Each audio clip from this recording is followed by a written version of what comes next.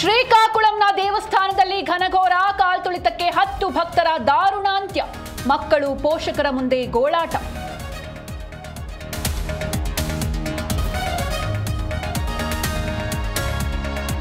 ಕ್ಯೂನಲ್ಲಿ ನಿಂತಿದ್ರು 20,000 ಭಕ್ತರು. ದರ್ಶನಕ್ಕೆ ಬಿಟ್ಟಾಗ ಒಬ್ಬರ ಮೇಲೆ ಒಬ್ಬರು ಬಿದ್ದು ಕಾಲ್ತುಳಿತ.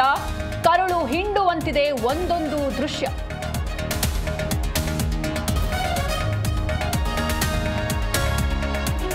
ಹೊಸದಾಗಿ ನಿರ್ಮಾಣವಾಗಿದ್ದ ವೆಂಕಟೇಶ್ವರ ದೇಗುಲ ಅವ್ಯವಸ್ಥೆಯಿಂದಲೇ ನಡೀತಾ ಭಕ್ತರ ಮಾರಣ ಹೋಮ. ಸಂತಾಪ ಸೂಚಿಸಿ ಸಿಎಂ ನಾಯ್ಡು ಟ್ವೀಟ್.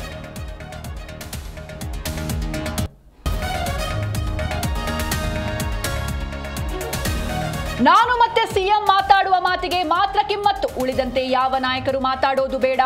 ನಗು ನಗುತ್ತಲೇ ಸಿದ್ದು ಬಣಕ್ಕೆ ಡಿಕೆ ಗುನ್ನ.